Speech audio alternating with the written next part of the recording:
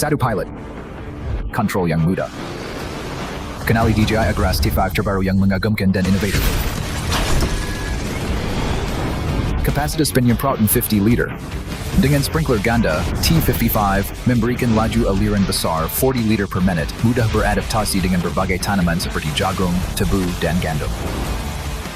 Untuk aplikasi volume yang lebih tinggi, T55 mendukung sprinkler kabut quad, belakang optional. Ini meningkatkan laju aliran maksimum menjadi 50 liter per menit, memberikan penyemprotan yang sangat efisien. Menghasilkan tetesan halus antara 50 dan 500 mikron, menembus jauh ke dalam kanopi, memastikan cakupan penyemprotan yang komprehensif. Dan dengan lampu indikator muatan baru, Anda dapat memantau volume muatan secara real-time. T55 mampu dengan mudah beralih ke sistem penyebaran, membawa tangki penyebar 80 liter untuk mengangkut pupuk dalam satu misi penerbangan. Nikmati penyebaran bebas kalibrasi. Anda hanya dapat memanggil template operasi untuk memulai secara instan, memberikan laju aliran besar 400 kg per menit.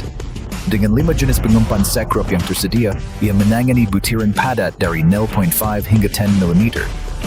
Dari benih dan pupuk hingga pakan aquaculture, ia beradaptasi dengan lancar. Sistem pengangkatan T55 mendukung kapasitas muatan 40 kg.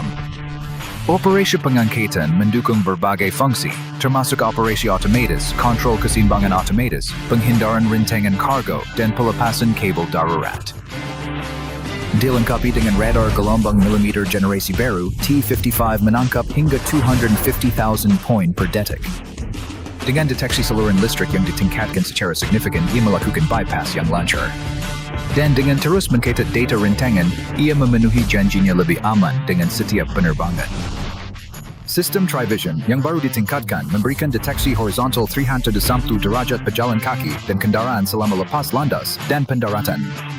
Dengan fitur tampilan AR komprehensif, sistem ini meningkatkan keselamatan operasional secara signifikan. Perencanaan lapangan telah ditingkatkan lebih lanjut untuk mendukung perekaman jalur. Cukup terbang satu loop untuk secara otomatis merencanakan lapangan, mendeteksi, dan menyimpan rintangan di sepanjang jalan. Dirancang untuk melakukan lebih banyak dengan lebih sedikit, T55 mendefinisikan ulang efisiensi energi. Dengan baterai penerbangan cerdas 20 ADB Mavic sebagai daya utama, T55 menampilkan desain saluran udara baru sekaligus heatsink inovatif untuk mengoptimalkan pendinginan, bahkan ketika berada jauh di udara.